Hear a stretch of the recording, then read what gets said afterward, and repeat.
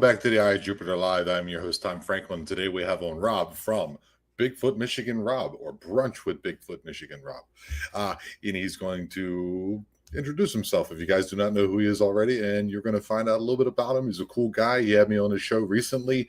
We had a great time. We talked about myths and legends and the monsters of the Yucatan, I think he called it. And that was a really fun episode. So you can go around his channel, like and subscribe to it, and go ahead and check out that episode. If you keep finding yourself coming back to the show, please do me a favor, like and subscribe to the channel. Go ahead and leave a thumbs up, bell notifications, all those good things. You can find me on Rumble. You can download me on any of your MP3 type formats as you enjoy listening to me as you sell your Pepsi and Coke products in your truck. That's what I like to say. This is a live, guys. If you want to help support the channel, please go ahead and make sure you can click on the super chats. You can also go back and do super thanks. All those things help me continue to do what I do. You can also go down to the bottom and get yourself some merchandise. I have some hats and t-shirts. I also have a mug over there and a poster. And I think that's pretty much everything. And that's all the homework we had to do. So let's bring them on. Welcome to the show, everybody. Bigfoot Michigan Rob. Hey, man, what's happening, Tom?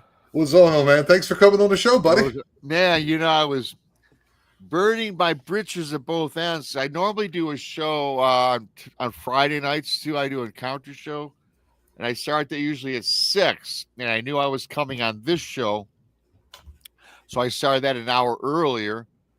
So I just got done with that, like literally 10 minutes ago. Oh, okay. But what I did though is I had a pretty good crowd, so I shouted you out 2 or 3 times. I said, "Hey, when I'm done with this, go check out the Eye of Jupiter, Tom Franklin." So I'll be going over there right after this. So hopefully you get some of the people that were in my chat room and listening would hopefully come on over. So hopefully it helps you out a little bit, bringing some more traffic. Yeah, dude, every little bit helps, man. That's what we're here to do. It's like, we don't do the crabs in a bucket thing, man. We try to promote everybody and bring everyone forth into the light. That way they get to see, the type of content that we bring out, man. Do me a favor, dude. Introduce yourself a little bit. Tell us a little bit about yourself and where we can find you. Yeah, no problem. Thanks, Tom. Of course, BMR, Bigfoot Michigan Rob. I do have a YouTube channel, Bigfoot Michigan Rob. It's YouTube. It's easy. Bigfoot Michigan Rob, type it in YouTube. I wrote 2 books, True Cryptid Encounters, book 1 and 2. You can find those on Amazon. Again, it's all I set it up so easy. Bigfoot Michigan Rob is all my platforms. So on Amazon, if you want to check out the books there, that's the channel name. And we're podcasts. I think you do podcasting too, Tom. We're on Spreaker, iHeartRadio, so all over the place. I got a Facebook group, Brunch with Bigfoot Michigan Rob. I noticed you put the links. Thank you in your. I really love that, Tom, because I do it. When I have guests on, I always put my guests' links, most of their links, YouTube, Facebook, whatever. And I saw you did that for me, which I really appreciate that. A lot of people don't do that. I make a point to do that. I did that for you. You did it for me. I appreciate that because, it's about spreading the good word and helping our smaller channels grow, right? And that's what it's all about. And me personally, I never expected to do a YouTube channel on cryptids. Yeah, you're not the. It's surprise, dude. It kind of sneaks up on you. In your case, a little bit more of kind of more of a shovel to the face, kind of rake to the face, Tom and Jerry style. Yeah, okay. A little bit about me in the crypto world. Yeah, I went to college, all that good stuff. I owned a bar for 13 years. I worked with Ford Motor Company. And I have a consulting firm today. Today, what I do is I did own a bar for 13 years, and it's not a big company or anything. I started about last year. I got the idea actually watching this show called I forgot the name of the show already. John Tapper. It's a show where he goes in and he takes these crappy restaurants and bars and offers them. Oh, yeah. I know what you're talking about. I remember that. So I got the idea from this guy like last year because when I sold my business, I kind of took some time off, and then I started my YouTube channel, right? And then I said, man, I got to get some extra income. I mean, I haven't worked for about a legitimate job, okay, in a while, Right. right? And so I started going into I can sell bars now. I go in and I charge them a fee if you want me to help you out. Here's what I charge, and it's mostly people that I go market them. Hey, if you need help, if you're getting your bar started, I offer consulting. I did it for 13 years, and my bar was pretty successful. I sold it right at the end of COVID, right at the start of COVID. And Thanksgiving Day of 2020, I signed the papers and sold it. Wow. 6 months later, the guy went out of business because A bit, 3,200. bit fortuitous, You for know, you, but yeah, bad for the guy because the guy I yeah, sold it to, he lost the business in 6 months. 3,200 bars and restaurants in my state alone were shut down, bro. yeah. I can't even get in on that because like that will all be on Rumble. The amount of anger that I have with that. I mean, that's like the whole reason why I'm here. I don't know if you remember that, but that's why I'm even here in Mexico to begin with. So yeah, dude, it was hard on everybody. Yeah, it was pretty hard. I felt bad for the guy, and I didn't know. Yeah, of course you didn't. I didn't prognosticate anything. I'm not a mind reader or a predict the future type of guy. But I got lucky.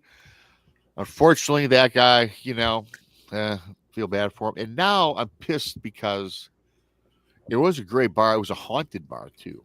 Okay. But now you know what they turned it into. I mean, it went through several changes of hands since I sold it in 2020.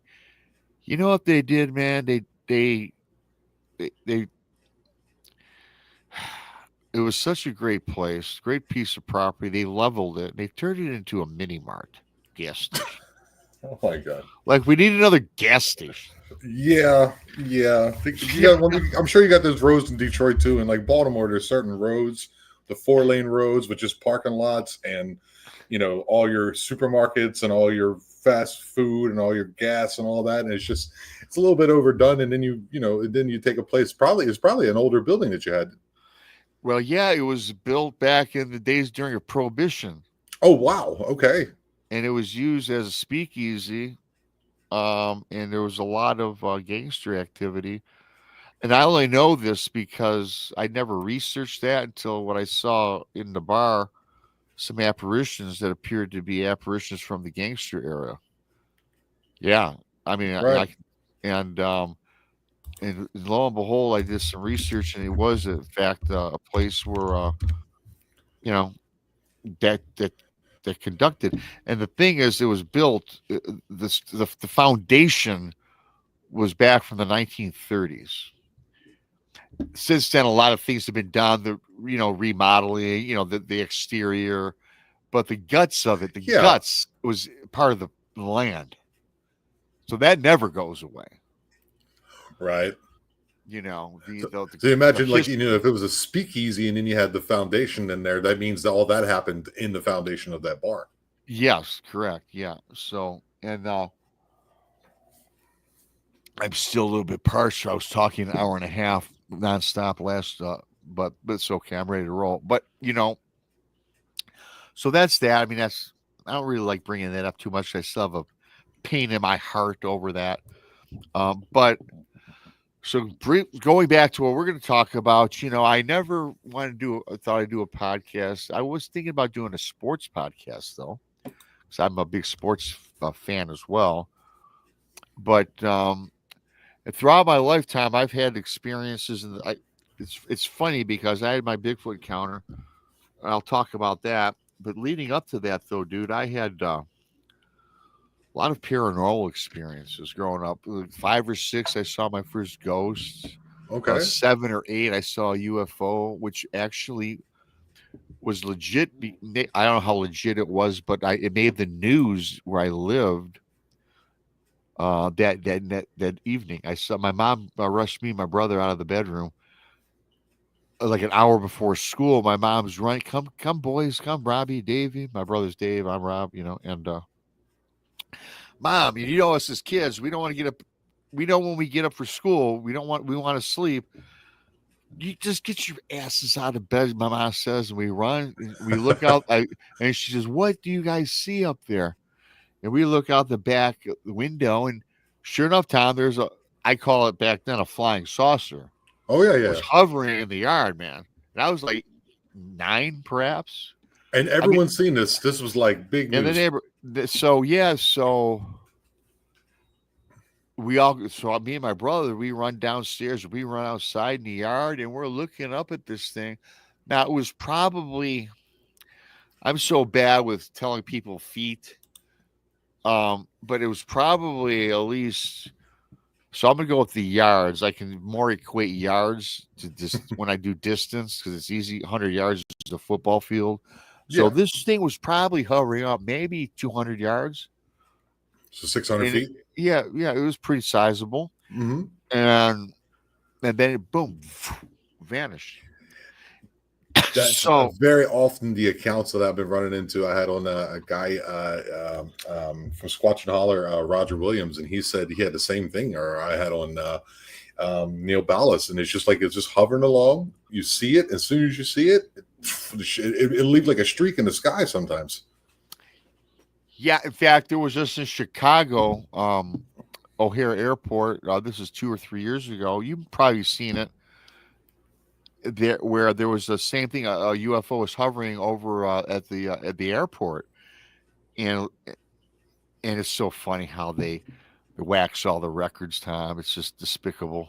And it vanished so fast. It went up into the clouds and left a circle in the clouds Oh wow. when it blasted through it. Okay. Yeah, I mean they do that with everything, though. I mean, like the JFK files dropped a couple days ago. I think there's like 80,000 pages or some Yeah, I enormous. haven't And seen people, that yet. Did I you haven't read it? looked into it. No, I've been I've literally have worked in the last 3 days about 27 hours. I'm pushing it over here, so I haven't had time to actually do it. But I would definitely want to. I kind of want to let somebody else kind of go through it and then kind of parse that out for myself. But I did have on MK Davis last week, and we talked about it. It was kind of weird. So, we had that, the podcast last Friday, and then the drop was on Tuesday. So that was Nice. pretty weird.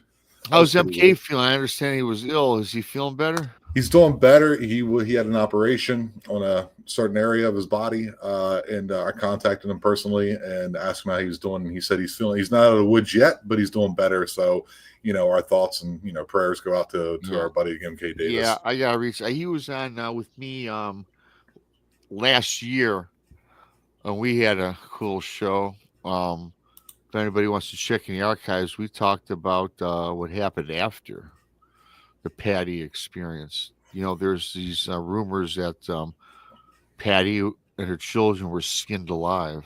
Whoa, that I didn't know. Yeah, well, he don't like talking about it, and he didn't say it per se on the show.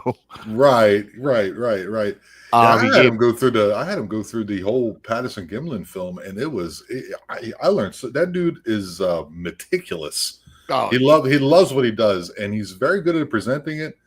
And I mean, just the braid in the hair, I never seen that before. Like the braid, there's a braid here in the front, and he showed me that. That blew my mind. He's fantastic, man, and everyone over here wishes him the best. He's just great. Yeah, he's pretty cool, guys. So anyway, so my entire life I've had paranormal encounters, ghosts, ghosts as a kid, the UFO as a kid. The same ghost followed me to my marital home. Whoa. Then at my marital home with the wife, we saw shadow people. Okay, we're gonna have to go through that one. One day I'm gonna have you back on so we can go through all that. That's wild. And that was like when I was in my mid to late 20s when I saw the shadow people when I was married, and the ghosts prior to being married, and then of course the ghosts at my bar. Yeah, at the bar. Now I saw the ghosts at my bar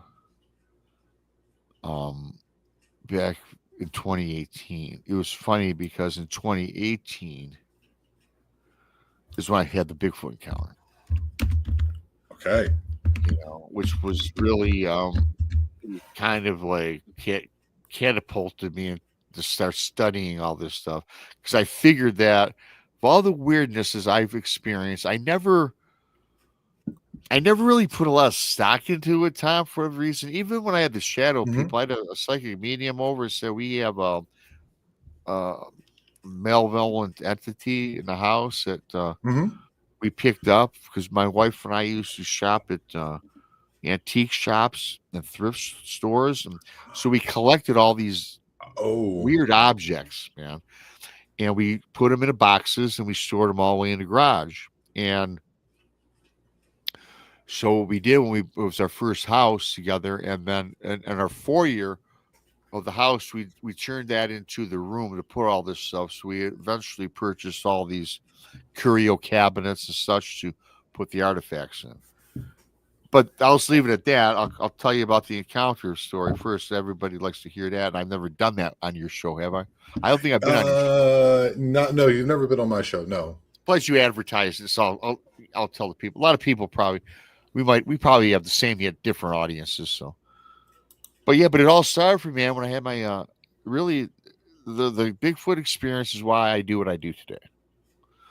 Because what happened to me after all is said and done, I was lost. I was alone.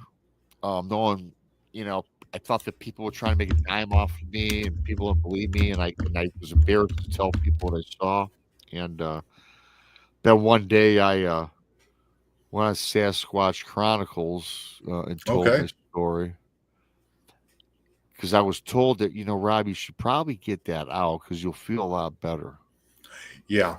You know, and it's the best advice I was ever given because it was almost like therapeutic. Right. Right. I think that happens with a lot of people. I've had a lot of people. Not maybe exactly first timers, but like people who started making the rounds, like Harley Owens and what's his name, uh, Darren Franks, and there's another gentleman too that's all the time about Pablo or something. He uses a pseudonym, so that's why I can't remember it. And Yeah. when they come on, they're a little bit skittish. They kind of keep their distance a little bit, and then I try to make them feel welcome, and it Yeah. becomes very, very interesting episodes. And a lot of times it helps people to go back out into nature and do their Yeah. fishing or their hunting, whatever it is they like to do, because these experiences can be so traumatic. Yeah. Well, I'll tell mine wasn't really that traumatic because of what happened. It's just what unfolds in my story, and I've told this story like 1,000 times. Whenever I'm on a podcast for the first time, I usually tell that because it's really what set me on my path, pulled everything together for me. And what happened to me, man, took place in the Manistee National Forest. Now it was on Lake Cadillac, which is in Wexford, Michigan. And this was June 15th of 2018. Okay. And I'll never forget, there's two dates I won't forget in my lifetime. June 15th of 2018 and August 15th of 2018. And anyway, so I was dating this girl, my girlfriend, her name was Cindy. We've been dating for maybe almost 2 years. And I'm an outdoorsy type of guy. I like to be out in the woods, do a little camping, this, that. I like to fish. Not so much a hunter per se, more of a fisherman type of guy, but I just like to be out hiking and this, that, and the other. And I love water and the lakes. I live in the Great Lakes state, of course. So I said, Cindy, hey, listen, I planned this trip. We're going to Cadillac, Michigan. We're going to go do a little hiking and we're going to do some fishing. She's like, what? Yeah, that was the first response because she was not into that at all. Yeah, there's not many women who really are. You There's know, some, but not as and much as I us. get it. Listen, my brother, beautiful wife, I've known her since high school. My brother hunts and fishes, she don't. That's okay. I Yeah. said, look, at least this is what I'm all about. So at least one time we're going. Okay, I'll go. Plus, it was cool because Cadillac, it's a quaint, cool town. They've got a lot of things that women like to do. There's a lot of cool antique shops. There's a lot of all cool little shops. It's something to do for everybody. So I Okay. figured once we got that done, she could do her thing out in town. So anyway, what I did was I rented this little cabin, and I went out and rented a small skiff type fishing boat. Nothing inexpensive, nothing really big. It was like maybe an 8-footer, and when I say a skiff, dude, I mean you could fall out of it. Okay, I mean it was not. It was maybe a set 8 inches out of the water. Now Lake Cadillac, though, in this part of Michigan, there's Lake Cadillac, and the adjoining lake is called Lake Mitchell. They're very big lakes. They're huge. So in Lake Cal. So anyway, we get to the place early in the morning. It's the middle of the week, June 15th, and so I get the skiff together and we get out and we get on Lake Cadillac. Now Lake Cadillac is surrounded by a lot of now backs up this entire property, this entire area is inside of the Manistee National Forest. And the Manistee National Forest, which I learned later, it's got a lot of history with First Nations, Okay. curses, and tainted lands, things like that. I never knew any of this until 5 years ago. Yeah, actually, whenever I actually have heard your story before, and you tell it so well, and I'm a guy who loves geography. I actually looked it up Yeah, because you told me a certain thing that you're about to say, and I was like, oh wow, okay, this is very accurate what he's saying, guys. At least about yeah, where he's going and about the land itself. So it's pretty yeah. wild. It is a wild story. And so anyway, Lake Cadillac is surrounded by a lot of nice, beautiful homes, $1 million homes, $100,000 homes, small businesses, maybe a little bit of industry, big, expansive lake.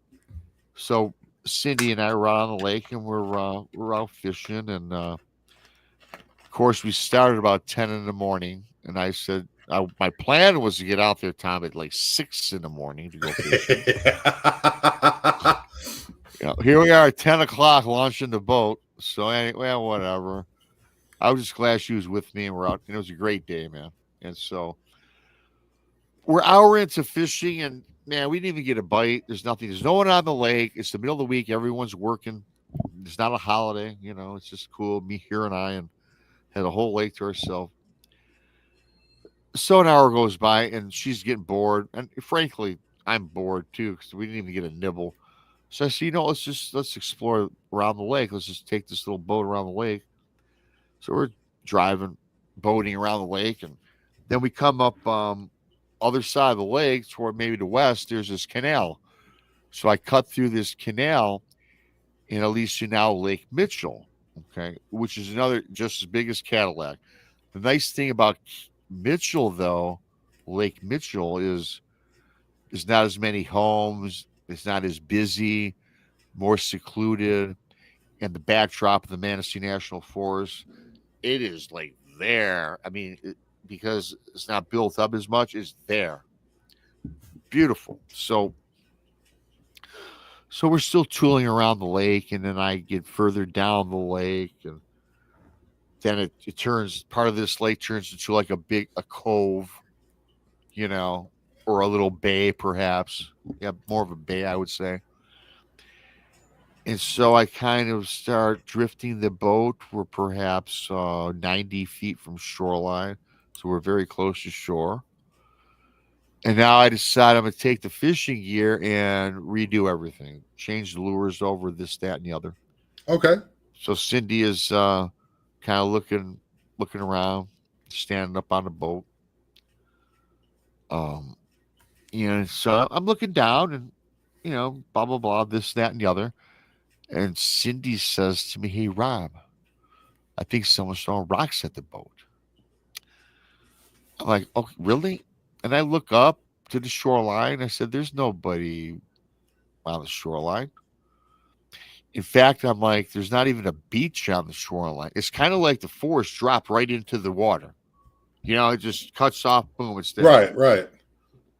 There was a section perhaps where it was kind of cleared out, where maybe you could put a picnic table there. and maybe you could have a group of 4 or 5 people hang out, drink some beers or whatever. Mm-hmm. But that was really it. So I go back. I said, well, it's probably fish jumping around. I don't know. So I kind of blow her off. I go back, putting the lure on. Maybe 30, 40 seconds later, she's like, more emphatically, Rob, someone's throwing rocks at the boat. I'm like, okay. I look up once again, nothing there, this, that, and the other. I said, Cindy, honey, there's no one there. Hey, listen, I say, let me finish this, then I'll look up and look with you. Maybe you're right. I don't know. So I go again back to configuring the lure, the tackle. Whatever the reason, and I always have to tell this to everybody listening, I got to paint this picture to you. It's a beautiful day. The sky is not a cloud in the sky. It's a brilliant blue sky. The sun is beaten down. The backdrop of this forest is brilliant green, beautiful forest colors. And I, for whatever reason, happen to peer up, look up, and I see something falling out of the sky, literally. I'm like, what the hell? And it's about a rock the size of a baseball that lands about 3 to 4 feet right in front of the boat. Oh, Kerplunk. wow. I'm like, holy shit. So I'm like, I go to Cindy. I'm kind of like going to kind of apologize. Like, yeah, that's a rock. So I look to Cindy and I see her standing there and she's asphyxiated at the shoreline. And she's staring at something. And I've got to say, Tom, that this is June 15th and she's a sun goddess. She already had a ripping tan from head to toe, bronze skin, right? All right. She's also Italian, so it really enhances her skin. Mm-hmm. Her body's white, head to toe. She's like drained of all her color. And I'm like, what is she seeing? What is she looking at? So I look to the shoreline, and there's this creature. And I say creature. It's standing there in the open. It's literally like 9 feet tall, man. It's standing there with its arms on its side. It's literally, like I said, almost 9 feet tall. I just say 9 feet tall, because again, I'm trying to discern. Reddish coat of this beautiful, brilliant reddish brown hair from head to toe. But again, I'm pretty dang close. I'm 90 feet, and I kind of look at it. The front of the chest was like gray, not as much hair there, and this face, man, this face was gray, but it was beaten up. It was like almost you could see. I could see description of the face, like wrinkled, and the face. As I'm looking closer, as I peer a little closer, drifting, it's just being hanging out there, and it kind of looked odd. It looked like a human being, Right. in a sense, not like you or I, but it resembled a human. And it had these opaque eyes, and they're kind of offset. One was lower than the other. It was kind of deformed looking. It kind of looked like it was a human with a stroke, and it looked like an old dude, just like he'd been So through odd. hell, you know.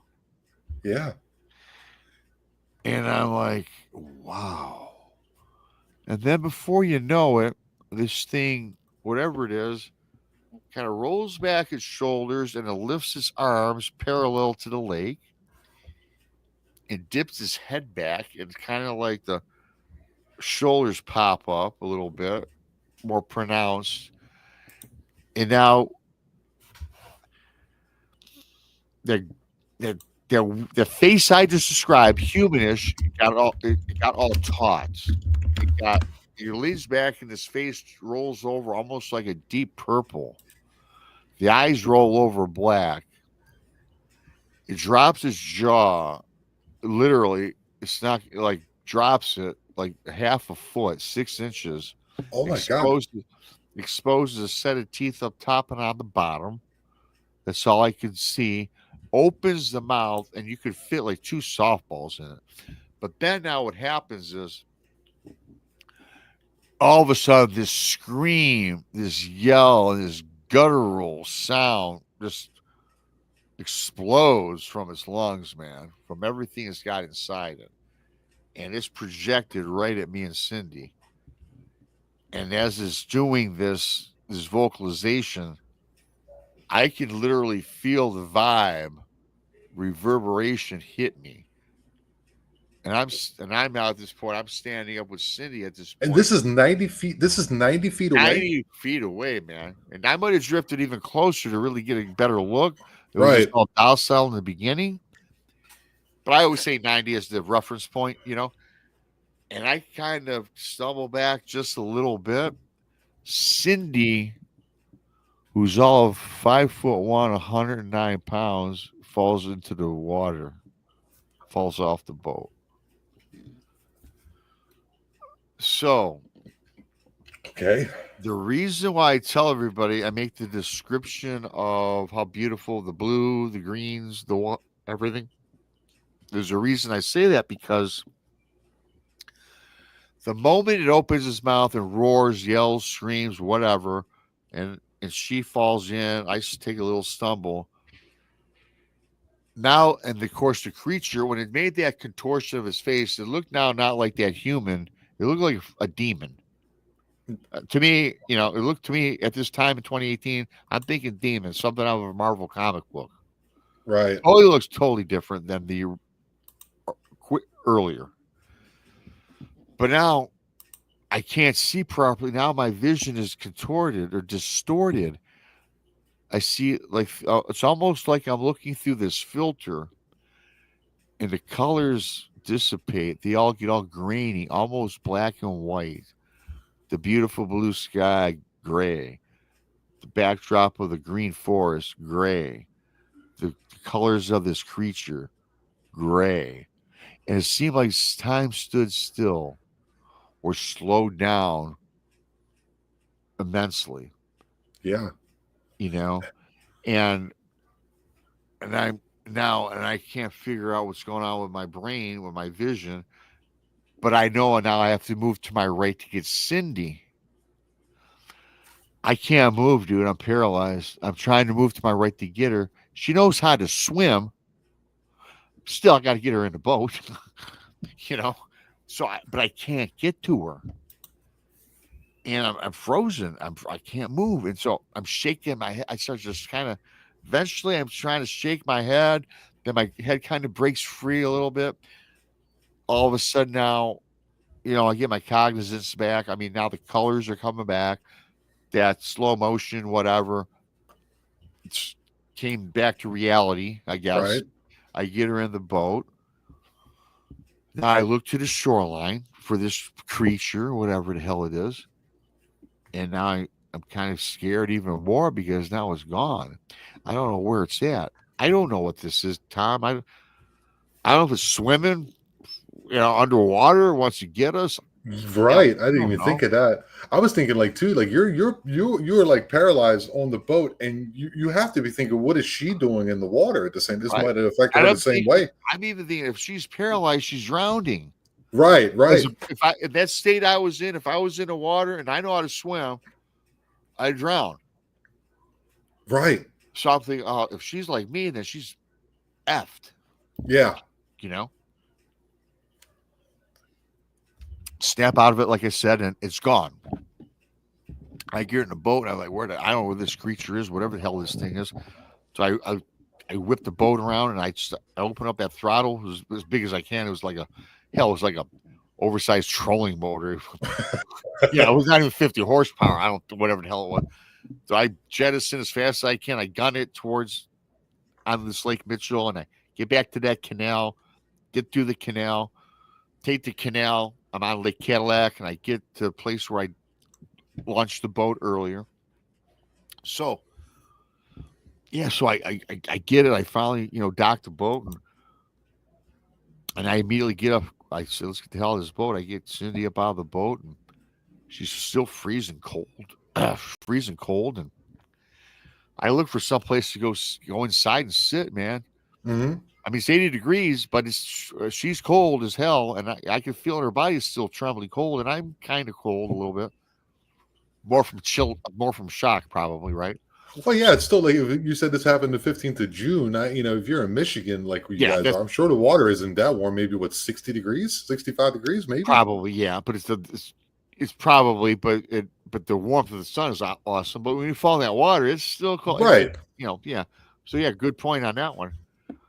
I didn't even think how cold the water was. 'Cause I wasn't in the water, but you learn some new tidbit uh, all the time. So I'm sure It's the water was pretty frozen, it's so pretty cold. strange too. Like every time you tell your account, like my account, so every time I tell them, like, oh, why was I standing up? Oh yeah, because and then there's things that come to you because it's Yeah, happened so fast, yeah, and then you tell it, so yeah. incidentally might be I mean, glancing over oh, a thing that you haven't thought of. yeah. Hey Yeah. man, this is a 20-minute story, and the encounter probably was under 20 seconds. Right. Really. So anyway, I get her out and we get up and we start walking and I see immediately pretty about a half a block up, I see on the corner there's this like bar restaurant type setup. I'm like, cool, let's go here. So we're both, walking toward it and we go inside the bar and I look to the right and there's like two people on the end at the end of the bar. Other side, there's nobody else on the right side, but I look to the left and there was like more booths and stuff, to sit in and whatever. And in the far left corner, there in the very back, I see an empty booth. Well, the whole place was empty. I took the furthest one from everybody, even though there's hardly nobody in there. So we sit down. We're at this corner booth, and young girl, barmaid, waitress, comes up to us and what you having? And she, looks at Cindy first. They always, and Cindy, Tom, I dated her almost going on 2 years. I owned a bar, never seen her drink or drop. Not once in my bar, not ever out together, never drank. So I'm guessing she's not a drinker. She's told me, and in fact, she wasn't a drinker. In fact, her mom plays a role in this, and you'll find out later, or your audience will. You probably remember. Her mom hated me. I was the devil, Tom, because I owned a bar. Her mom could not stand me. I'd call her, and Cindy and I did not live together either. She lived with her mom, and I had my house, and her mom got mad if she spent the night, for God's sakes. And she's 40 years old, the woman. Just telling you. And so, okay, anyway. Yeah, you put a little background into it, foreshadowing. I got Yeah, you, man. exactly. So anyway, Cindy, I'll have a bottle of Bud Light and a shot of Jack Daniels. I'm like, damn, I know she's messed up. I go, the bar lady goes to me and she says, what do you have? And I said, I'll have the same, but make mine a double. So a waitress comes back, gives Cindy her bottle of Bud Light, shot of Jack, and I get 2 shots of Jack, 2 bottles of Bud Light, right? Cindy, and now during this time, we're not even speaking. We're just still processing it. We don't even say boo to each other. Right. You're like in shock. Yeah. Yeah, we can't even formulate a sentence. I think we were lucky to order our drinks at this point, right? Understandable. So Cindy takes that shot of Jack Daniels back like a champ, like she'd been drinking for 20 years. Takes that bottle of Bud Light, she guns half of it down, puts it down. I'm thinking in my head, damn. I do my shot, drink some of my beer. Now we're looking at each other, and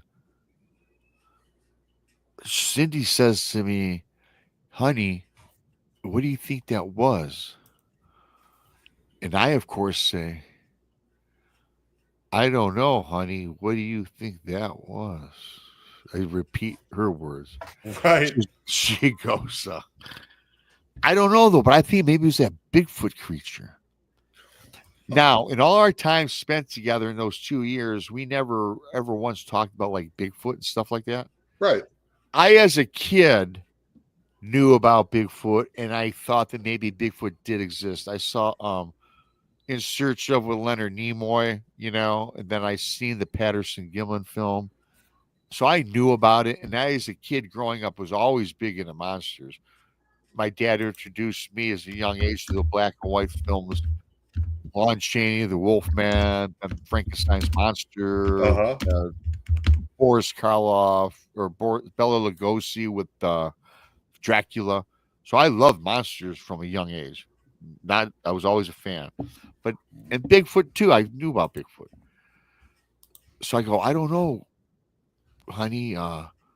Maybe it was that Bigfoot creature. I said, I just don't know. I don't know. And then she says to me, "Hey, Rob, do you think that we should call the sheriff or the police or the DNR and report it?" And at this point in time, I'm like, no,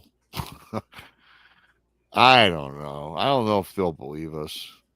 You know, Right. that's the Right. first thought, and it's always the first thought that comes in anybody. Since I've learned over the years why people hate to come forward is you don't want to be made fun of. You don't want to be judged. This guy's full of crap. You know what I mean? That's the first thing I'm thinking. I said, no, we'll just keep it to ourselves. So, she goes, yeah, you're probably right. So we tried to get into the day, we tried to make the best of the situation, but we just weren't into it, man. She goes, let's just go home. Right. And so, yeah, so we go all the way back home, and, but you know what we did? We immersed ourselves into, you know, little quarterback research, armchair research.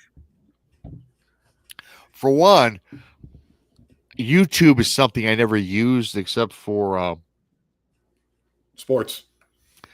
yeah, but even, well, actually, I had a cool stereo system piped up, so I watched like concerts on it. Oh, I okay, go yeah, dude. back in the day and pull up, Some old 72 Zeppelin. Yeah, Zeppelin. dude. Yeah. Dude. Yeah, and stuff like that. That's what I used for. I didn't, turn on YouTube how to bake a cake, fix a flat tire, how to put up drywall. Didn't, let alone did I know they had channels and chat rooms. And this is in 2018. So, but I had the computer. We all had the computer back then. So we started typing up Bigfoot demons because I thought what I saw was maybe a demon. And then I did type Bigfoot on YouTube, and so I saw these different videos and stuff like that. And so we just immersed ourselves in it, but nothing really. Resaw the Patterson Gimlin said this looks like nothing I saw, and nothing really matched up to what we saw. It was just kind of frustrating. So we're really having dead ends, and not knowing Right. anybody in the field. Because your description is so much different than any other descriptions I've heard. Yeah, It's such an apt description, and it's also such a strange one. The way you talked about the eyes being offset yeah. and Did I ever the send you the shoulders. rendition? Did I ever It's send you the renditions of my? no, you have not. No, you Oh, I have haven't. to send it to you because Sibylla Irwin. I don't know if you're familiar with her. She's a I am. fantastic. I am. I Oh, am. dude, Yes, she's la supposedly really good at it. she's great at. She's been on my show and done a show showing all her work and told the stories behind her work. Well, she and I did both renditions of mine. It took us 2 weeks and about 30 hours of logging time together No kidding. because That's a lot. she got it 93% accurate. Now it's rendition. I'll send them to you. I Yeah. thought I did. But anyways, where was I? So, okay, so we're going through all this and not knowing anybody in the field. Then I found some channels and none of the people I associate with today. And there's just nothing grabbed me. It was just like, I don't know about these people. So kind of coming up with dead ends, kind of empty. So as I mentioned, two dates I'll never forget was June 15th of 2018 and then August 15th of 2018. That night I drop Cindy off at her mom's house. I go home, go to bed. The next morning, my phone's ringing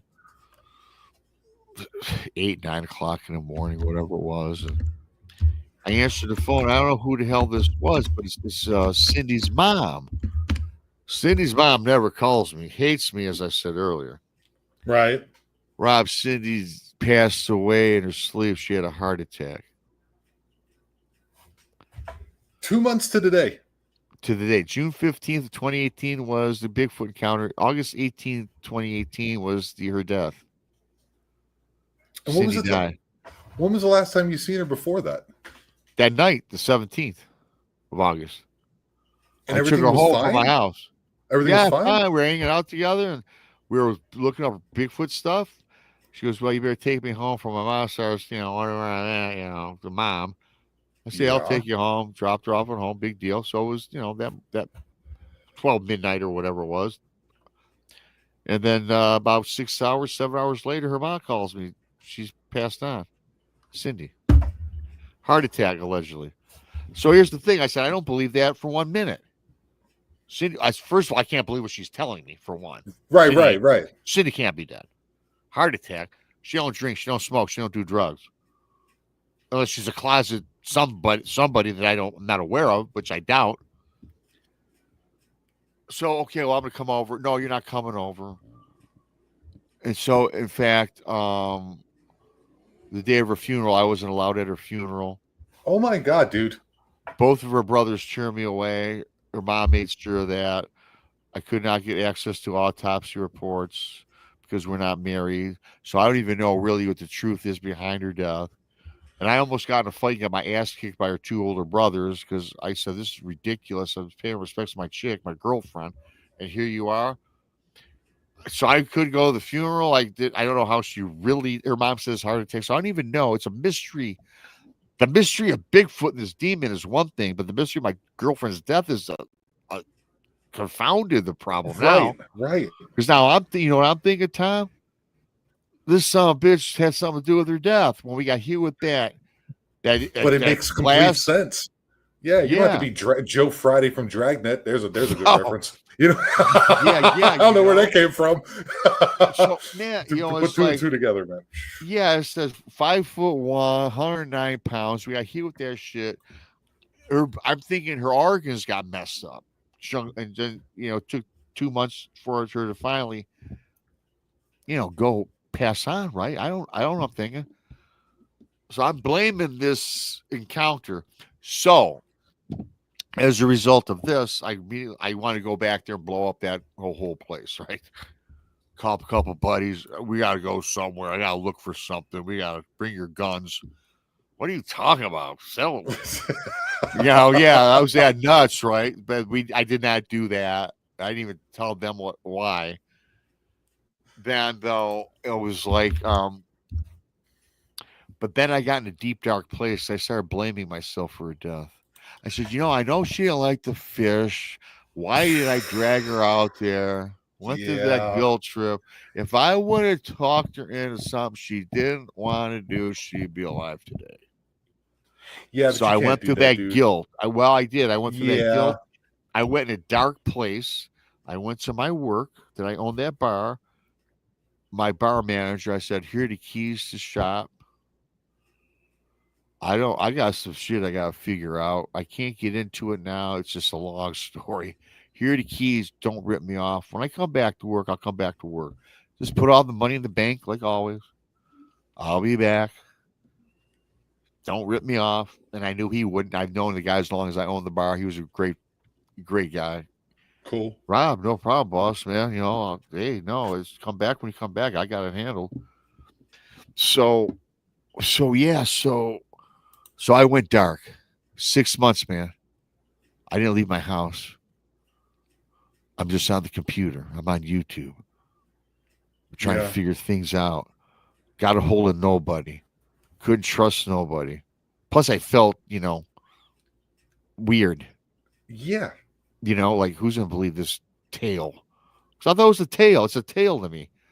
Today, it's 1,000%. I could care less when I tell it now. It's like it happened, whether you believe it or not. It happened. It's part of my life today. Right. I don't believe in Bigfoot. I know him. I know. I even have a hard time saying it's Bigfoot time because just the way that whole process shakes out, I still question if there was something other than Bigfoot. I don't think it's a demon, but man, I just say Bigfoot because what else am I supposed to call it, right? I don't know. So that's the Yeah. closest thing I could come up with. But anyways, so yeah, man. So I went 6 months dark. And when I say dark, no mom, no dad calling them, no brother, no sister, no best friend. They thought I was, what's up with you, man?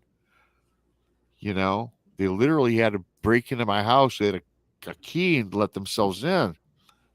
And I'm all, not shaved. I mean, literally, dude, I was a mess. So anyway, um, so I got a hold of some people. It was Kerry Arnold. I got a hold of from Bigfoot Odyssey. I don't know if you know about him. Great guy, man. He's passed away now.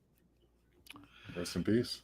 Wow. He got killed. He got killed. He's a young guy too, in his 40s, man. He got hit head on and driving home from work. But he has Bigfoot Odyssey. I finally I came across his Bigfoot encounter, and he had like a lot of subscribers too on his channel at this time. I'm like, wow, this guy's got like 50,000 subscribers. Wow. But his story kind of I related to his story because it was kind of like mine but different. And he always told people at the end of all of his shows, he gave out his phone number, his personal cell phone number. Wow. Yeah. He was that caring. So I called him apprehensive. I still felt I talked to this guy for 5 hours. Rob, you're not going crazy, man. I believe what you saw. Oh You my saw, God, dude. yeah. And then he directed me to some other people that I found along the way. Another guy, Duke Sullivan, friend of mine. Um, couple other people. Then I found Tex. We became friends. So then I found a group of people that trusted me, didn't trust me, believed in me. They knew that I wasn't nuts and making stuff up and just, were compassionate about the loss, right, man? And then, so getting back to where I'm at today, the whole reason behind my channel, and I wanted to be a sports channel guy, if anything, the reason I started Bigfoot Michigan Rob channel was only because I know what it feels like to have an experience and no one believes you or trusts you and you have a traumatic experience. Because I like to have people come on that were like me, nowhere to Right. go, no one to trust. So I provide that. And what I do, I hope I do, I provide an outlet for people without judgment or ridicule to come on and share the story. And some people do it anonymously and they'll give me an email, which I will do on my show.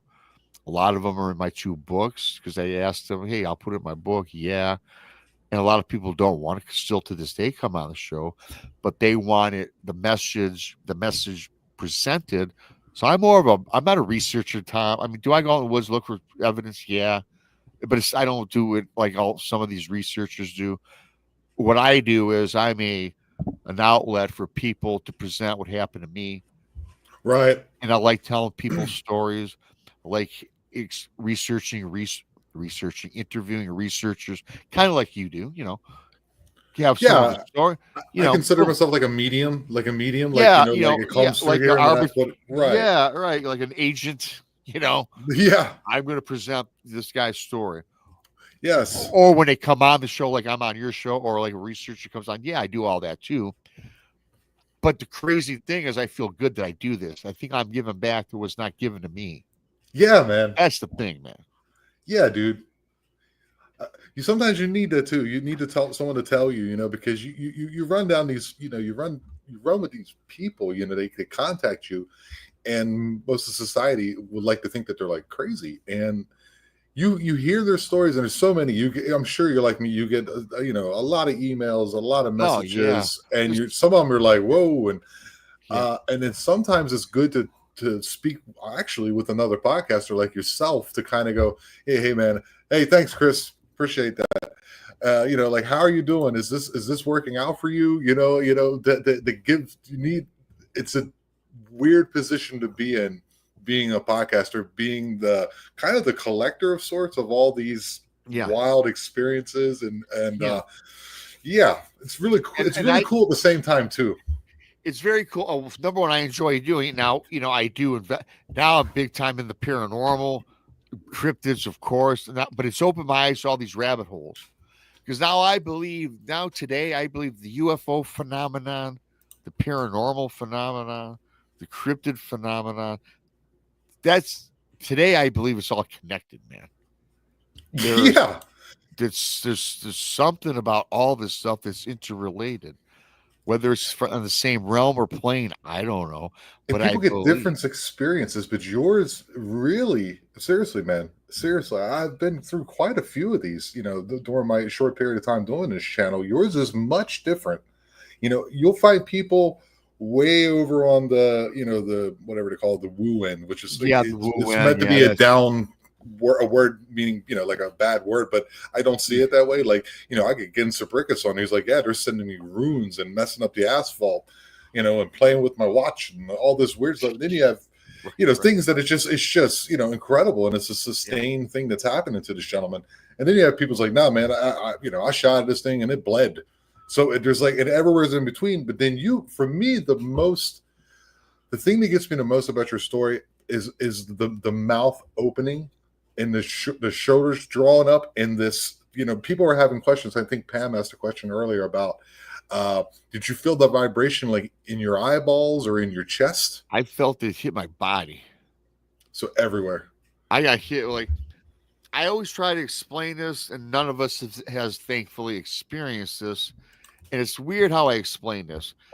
We've all seen, I'm sure in our lifetimes on TV or the internet or wherever, when a bomb, we've all seen like the Hiroshima bomb, which is totally crazy, where that bomb hits at the eye of where it hits. Right. You see that sonic, the wavelength. Yeah, that shockwave goes out. It just roars across the continent. Well, I didn't see that, but this kind of reminds me how what happened to me is it was like a continual rolling vibration of unseen energy that boom hit me, impacted me. Yeah, because you hear things like tigers and lions and even like crocodiles will do like this low thing, but never to a point at which it actually like affects you physically. And makes you.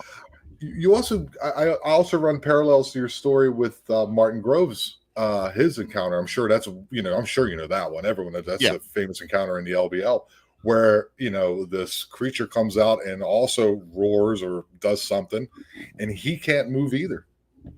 It is such a fascinating phenomenon, and it wasn't. I'd imagine, Rob. If I speak out of turn, please tell me. It's not a fear thing. It's not a fear thing. It's more of a physical, like, I can't. Yeah, well, for me, it was not really fear. No, that's a good word. It was like I was just like perplexed. What the hell is going on with my body all of a sudden? Right.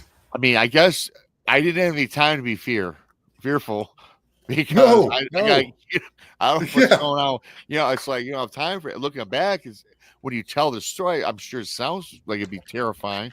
And I'm sure with retrospect, I guess it was, but at that time, I'm like just trying to shake it off, right? But I don't even think that what I got hit was infrasound, because I've done literally, and I'm not bragging when I say I've had 400 interviews with people on my show. I've been doing my show for over 3 years. I'm talking like 400 people. I never get infrasound like what happened to me. It's always been like they got nauseous, they got dizzy, got groggy, got tired, was sick for a couple days. Yes. They never lost cognizance. They never felt like a couple people maybe had that time stood still for a little bit, but never where they didn't lose their vision or couldn't move. And a little bit of maybe can't move, but to the extent where I was like paralyzed, like where I thought I was like cement standing still. Right. Right. That's what's so striking to me, like because I love how you set it up too. Is like it's a beautiful blue sky, green backdrop. Yeah. Oh, there's the thing, and then it turns into like before Technicolor, and you Yeah. can't Right. move. It's such a and this is the Cindy and her mom and her family. All the best, and all. Right. Well, I did find out that Cindy's mom is no longer with us. So Oh that was my last link. She had two brothers. They both live in Florida, and they're the ones who threatened to beat my ass. So there's no way they're not going to tell me nothing. yeah, They, but they give me it's the one of figures those. to stay, so. It's one of those like have you I don't know, I know your book is about I think other experiences. Have you ever written this experience in a book? This experience is in my first book. In your first book? I put it in, the first one I put it in. I I mean, had to put it in there, man. like I can see the cinematics behind it. It's just an awful thing to say. This is a real true thing to you, but like the way you present it, it's like you put it very well in my head, and it's shocking. It's terrifying. It's bewildering. It's all those things at the same time. And I think it's very admirable that you're like, you know what? This has motivated me to give people a place to be able to come forth and talk about these things. Because, you were in there 6 months. I understand depression. I do very well, actually, for other reasons. But yeah. And it kind of, I'm kind of like a loss for words about that particular experience, other than there's things that are similar and there's things that are so different. My encounter I will say this, my encounter has some similarities to experiences I've come across. As far as the reddish brown hair, not so much the metamorphosis though. A lot of Bigfoot do have reddish brown hair. A lot of them have black hair. A lot of them have brown. A lot of them have, I've heard, white. Even MK Davis saw a white Bigfoot. Darren Frank saw one in Alabama. Yeah. I mean, that's similar. And even the picture, even the rendition of the original, it's not original. The first, when it turned, again, everyone listening, it had two different looks about it. It metamorphosized from a human into a demon, would I say? And again, I don't think it's a demon, but yeah, I never even heard that where it changes the look as drastically as mine did. No, I've heard it disappearing. I've heard it appearing. I've heard it running away. I've heard of it. I've actually heard. If you listen to Ernie Davial's story, I've had him on the show before. Yeah, I saw him on your show too. He's got a fantastic account. Yeah, go check that out, guys. He actually had like communication with them. It's incredible, but never where it morphs from one to another, where like something is really upset. You must have been drifting closer in with the rocks, like warning you to stay away, and then it was like, okay, this is it. I'm gonna let it happen. I've got interesting feedback on that. As far as that, some had suggested there was children playing nearby that I didn't see, and or I was in his hunting area. And then those are two, and then suggested to me that it came from a portal. And it was just as shocked to see me as I was, that's what a psychic medium told me. I talked to 4 different psychic mediums. 2 of them I totally no, but right. The other 2 were, one in particular was really spot on with a lot of things. And I'll tell you really quickly. Sure. You just heard the story I told you. Everyone heard the story. You just heard it for the last whatever, how long we've been doing this. I had this lady on my show. I'll tell out her name. She's a friend of mine. Her name's Robin McCrae. I've known her for a long time, and she literally has spoken with Sasquatch and dogmen. That's what she says. I believe her. But I tell you why I believe her. I'll tell you this really quickly. She was on my show, and I've spoken with 4 other psychics that she's on, and it was the first time I ever met her. I wanted to hear her story about. I wanted to do a Mind Speak show, right? So now my story's been out there, and this was 2 years ago when I had her on, and my story's been out there since 2018. I've said it ad nauseum. I always tell it the same. Everyone, knows it, and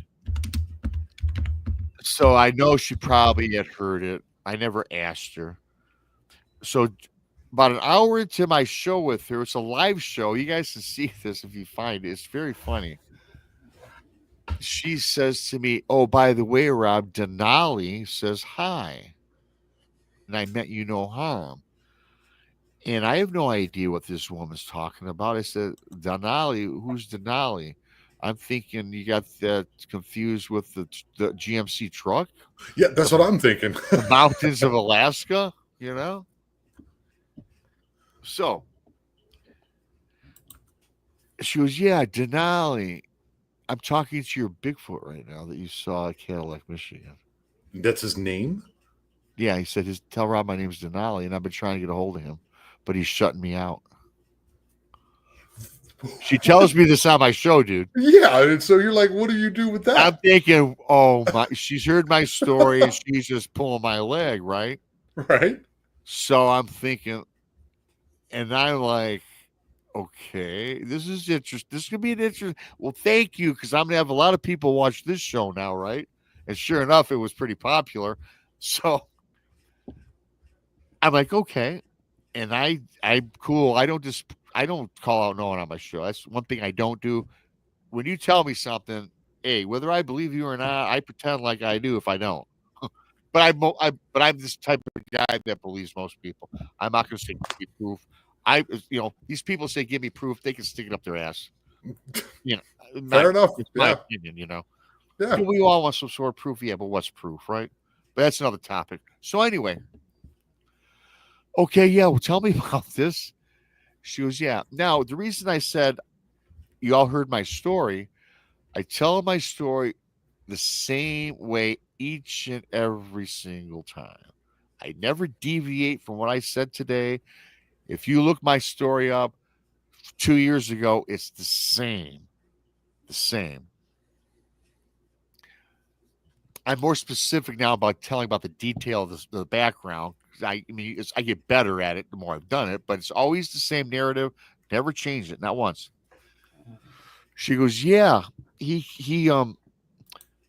was coming from around the Red Barn, emerging from a portal from northern Michigan, and he got lost in an underground mining shaft, and he ventured into a portal and came out at the Red Barn. That's where he presented himself from. The Red Barn is the key thing here because I never mentioned the Red Barn once in my encounter story. Not once, not ever, never. Right. I never heard it.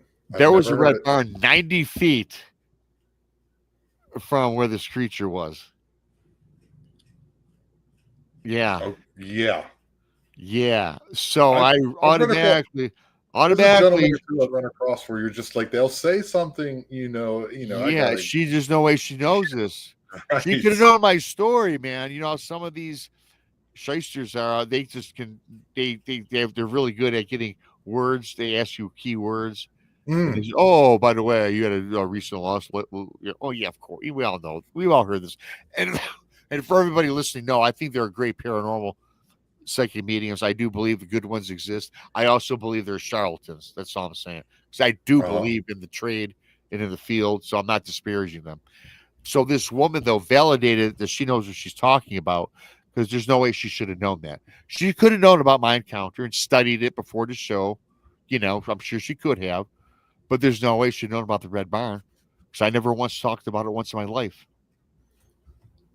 And she said it supposedly told her, yeah, it came from the Red Barn. I came from a portal from the Red Barn. Yeah, yeah. And the name Denali is very interesting. Tim, what was the name of the one? The one. What was her name? He had a name of one too that where it just kind of popped in his head, and it just like sometimes like. So here's what my question is: what do you do with something like that when they say when she says, "Hey, he's trying to reach out to you, but you're shutting him out." What does that mean Oh to yeah, you? I said okay. No, and I said, well, what do you mean? And that's a great question because I asked the same question back to her. I said, it's been trying to contact me, Sally. and Denali's trying to and I said, well, how is that? She goes, well, yeah, we've been trying to for a while now, but you shut him out. And I said to her, oh, how can I shut out something that I'm not getting any vibe from? I'm not Hmm. getting a thought in my mind. I'm not getting no tele, telepathy or no mind speak in my mind that something or someone or some entity's trying to get a hold of me. How do I know? You know, how do I know this? How he's trying to, and I'm shutting him out. And she went on to tell me something about it's just deep embedded in my subconscious, and my subconscious not releasing it. If that makes That, but that, sense. but but to give that a little bit of credence, like those 6 months that you were there, you were probably doing that. Like you didn't want it to be true, even though it was true. So there's a part of you, at least probably on a subconscious level, it makes complete and utter sense where you're just like, I can't deal with this right now. So Yeah. maybe that kind of stuck with you. It embedded itself. It kind of took root in your It's deep subconscious. rooted and it's not going to, yeah, maybe. And even though I totally am cool with it today, maybe this, the, well, the mind is a mystery. Maybe it's still, it's not releasing it for whatever especially reason. with, especially when it had the size of mine. Yeah. Yeah. So I'm guessing that it's still part of my core. Maybe it's part of my core belief system that's there's a part of me don't want to believe it. Maybe. I Maybe, don't know. man. I mean, I totally believe it. I'm free with it today. I freely talk about it on a daily basis. I talk with anybody about it. So I don't find that today. I found it for a long time. You know, Yeah, dude. I didn't tell the story until maybe 2019, a full year. Before I Yeah. kind of I went on that with the Chronicles. Sasquatch. Yeah. Yeah, man. Thank you, dude. It's a compelling story. It's a tragic story. But on the bright side, you're kind of doing something for her as well. You know what I mean? Like, You're not the first person st- that said that, and I thank you for that because yeah, I think I am. I think she's out there saying, "Rob, just tell the story. It's then just let it be known, that my loss wasn't in vain. Maybe you can help people." I get that. I yeah. feel that sometimes late at night or during the day. Right, man. Damn, dude. Uh, Rob, thank you, buddy. I really appreciate you coming on the show. Yeah, And I'll have to come back and tell about the bar we'll set it ghost. up. We'll do it like in a month or Yeah, two. That way, people, they won't get too tired of us talking with one another. yeah, right. Yeah. And I Yeah, got to tell you what, and I always say this, and it's not just because it's you or anybody else. Whenever I tell my story to somebody else or another group of people like listening today, I always feel great when I'm done. yeah, dude. I Even do too. though, even though, I've said it 1,000 times, if not a million, when I do it live or to an audience, right now, man, you helped me today just by letting me share it today. I gotta be honest with you too, man.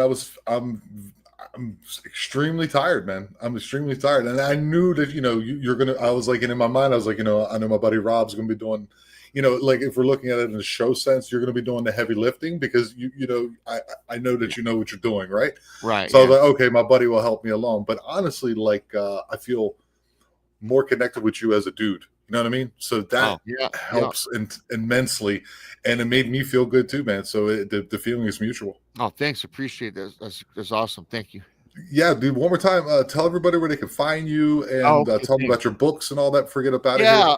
Yeah. For those that don't know me or subscribe, my channel is Bigfoot Michigan Rob on YouTube. You just type it in YouTube, and I think Tom has them in the show description. Um, My books are Bigfoot Michigan Rob presents True Cryptid Encounters, book 1 and 2. I have 2 out a year apart from each other. All you do is type Bigfoot Michigan Rob in your Amazon browser. And I'm on Brunch with Bigfoot Michigan Rob Facebook page. That's the name of my Facebook group. I'm on Twitter at Rob_Bigfoot, and I'm Bigfoot Michigan Rob on Instagram. All right, But man. yeah, so yeah, that's where I'm at, and I'm on 7 days a week. It seems. I mean, I'm on 3 nights a week: Tuesday night, Wednesday, Thursday afternoon. Friday is usually around 5 or 6 doing county stories. And I'm on Saturday night now. I've been not now for a year. It's been a year already with the Blondes and the Booze and Monica Rollins.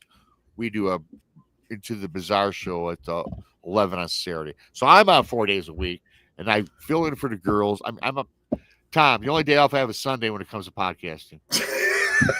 I make it a point to try to do it, but I think if you're I hope it comes to a point where I can kind of be that way, where I can say, hey, you know what? There's 3 days a week, and I can do that. But I was running when I did the switch from Wednesday lives to Friday lives. I kept them where they were double, and then kept telling people to switch back. So for 2 months there, I think it was, I was just running them through, and I got good numbers because I was constantly on. It's quite the grind, dude. But I don't think it ever becomes too much, especially if you're impassioned in doing what you do. Yeah, well, I tell you this, I love doing my bar for like the first. I did it. I owned the bar for 13 years. I worked at 4 for 20 years. I love the first 5, hate the last 15. Yeah, because I had a job where I had to cut. That's a long story, man. My job before, toward the end, I had to find out a way how to fire people. Literally. Well, hey, anyway. Rob, we have 75 people in apartment A. We got to cut it to 48. Figure it out. I'm like, what? And then I had to give them the pink slip on Christmas Eve all the time. And I'm not lying. I had to do I believe you. On Christmas Eve. Oh, I believe you, dude. It's the most, dude. The horribleness of big corporations. I've worked with one. I quit and that. I didn't have to do that, but the numbers, Tom. Look, we have our chart here, and it's just like, dude, and all make you afraid. If we don't do the quality job, like I was in Germany, if we don't do the quality job, then they're going to take this job and send it to Portugal or Eastern Europe. I was like, dude, stop threatening us, and either fire me so I can move on with my life, or just shut the hell up and just let me do my job. It's insane, dude. So I guess compared to that, the podcasting must be immensely better. Great. Well, the podcast is great. Now, owning the bar was great too. I owned it for 13 years. I loved every time I stepped place in there because that was my baby that was my total business from head to toe. But I got burnt out because if you own a business, you got to be there. And I was there 7 days a week, dude, 10 in the morning. So like 2, I mean, literally some days 10 in the morning till 3 a.m. 7 days a week. Yeah, you do. And I had, and listen, I had a staff that I could trust. Well, that's good. But still, you got to be there. Yeah, you just got to be there. You just got to be there. And literally, when I took off the 6 months, it wasn't, as you know, it wasn't vacation time. No.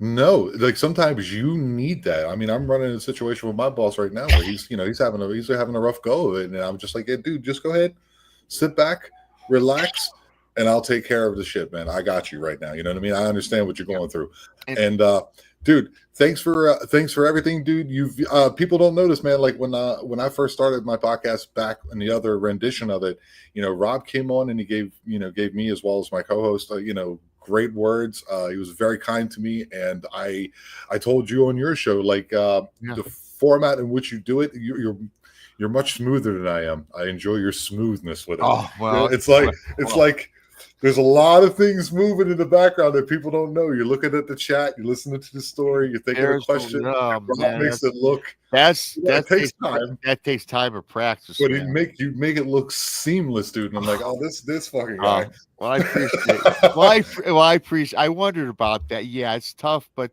thank you. I appreciate it. I really respect that compliment and dig it because that's my end goal, to do it all flawless. I don't think I am, but coming from you as an outsider looking in, I feel a little bit better. So thanks. You're welcome, dude.